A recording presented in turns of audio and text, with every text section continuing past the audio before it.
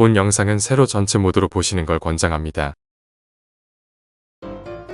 안녕하세요. 세상을 그림으로 기록하는 타임툰TV입니다. 이번 타임툰 이야기는 윤 대통령과 한동훈 국민의힘 대표입니다. 한동훈 국민의힘 대표는 의료대란과 김건희 여사법 최상병 특검법 관련으로 대통령과의 독대 요청하였는데요. 체코 순방을 축하하는 만찬 자리 외에도 몇 번 요청했고 윤 대통령은 독대를 거부한 것으로 알려졌습니다. 이런 상황에서 한동훈은 계속해서 독대를 외치는 중인데 독대에서 나올 사안이 본인이 꺼리는 것들이라서 그런 건지 아니면 여당 대표조차도 이틀막을 하고 있으니 국민들도 이건에 관해서는 관심을 가지지 말라 하는 신호인지 당대표와 국민의 앞에서는 스스로 외면하는 모습의 윤 대통령이라는 생각이 듭니다. 도대체 왜 그럴까요? 타임툰에선 이번 일을 한 컷으로 표현해 봅니다.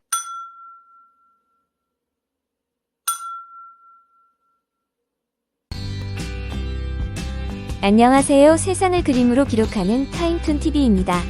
이번 타임툰 이야기는 한덕수 국무총리입니다. 2024년 9월 30일 한 총리는 조선일보와 인터뷰에서 김건희 명품 가방 수수 사건과 관련해 대통령이 사과했으니 그 정도면 국민이 이해해줘야 한다고 했습니다.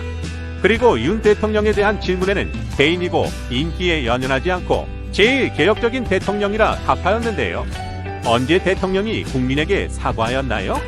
총리는 인터뷰에서 기자회견할 때 했다고 하였는데 어디서 봤는지 궁금합니다. 본인 생각으로만 그리 했다고 생각하는 건 아닌가요? 노무현 전 대통령과 비교하면서까지 윤석열 대통령을 칭송하고 있는데 국민의 눈높이와는 안 맞는 듯합니다.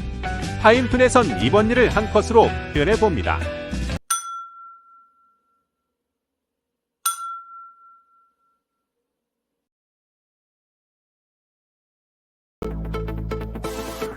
안녕하세요. 세상을 그림으로 기록하는 타임툰TV입니다.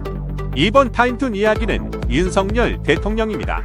2024년 10월 2일 윤 대통령은 국회를 통과한 김건희 여사 특검과 최상병 특검 지역화폐법의 거부권을 행사하였습니다. 이로써 취임 후 24개의 법안 거부입니다.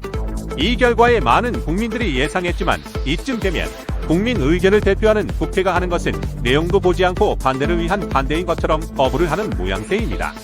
윤 대통령의 행보를 보면 남은 임기 동안 거부권 행사 기록을 세울 것 같은데요. 민생은 살피지 않고 본인의 와이프만 살폈던 대통령으로 길이길이 기록으로 남을 것 같습니다. 타임툰에선 이번 일을 한 컷으로 표현해 봅니다.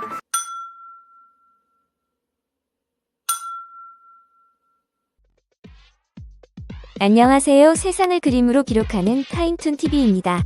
이번 타임툰 이야기는 유승민 전 국민의힘 의원입니다. 2024년 10월 2일 윤 대통령은 국회를 통과한 김건희 여사 특검과 최상병 특검 지역화폐법의 24번째 거부권을 행사하였습니다. 이를 본 유승민 전 국민의힘 의원은 또 특검을 거부하는 건 상식에도 맞지 않고 모든 국민은 법 앞에 평등하다는 정신에 어긋난 행위이고 특검을 거부하는 자가 범인이고 사람에게 충성하지 않는다고 하던 사람이 본인의 배우자에게만 충성하는 모습은 납득이 되지 않는다고 하였습니다. 그리고 검찰이 무혐의로 종결한 것 자체가 특검을 도입할 충분한 이유라 하였습니다. 맞는 말인 것 같습니다. 타임툰에선 이번 일을 한 컷으로 표현해 봅니다.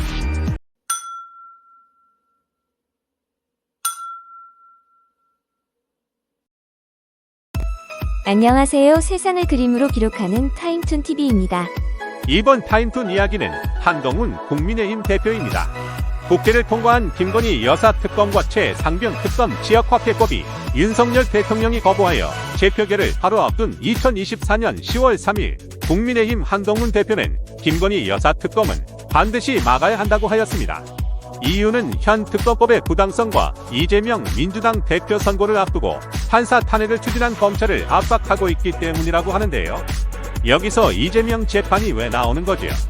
본인이 말했듯 옳은 거 놓고 잘못된 건 바로 잡겠다. 그래야 국민을 설득할 수 있다고 했으니 모든 국민이 두 눈으로 보았던 김건희 특검부터 실행하는 게 맞다고 생각이 듭니다. 타임툰에선 이번 일을 한 컷으로 표현해 봅니다.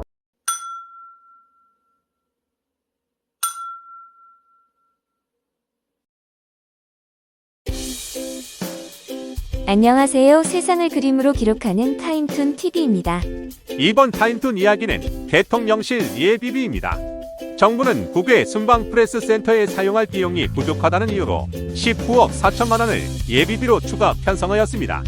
예비비는 정부의 비상금과 같은 것인데 민생이 아닌 순방 관련해 반복적으로 끌어다 쓰는 것에 대해 말들이 나오고 있습니다. 결국 프레스센터 추가 예비비는 2024년 9월 30일 국무회의에서 통과되었습니다.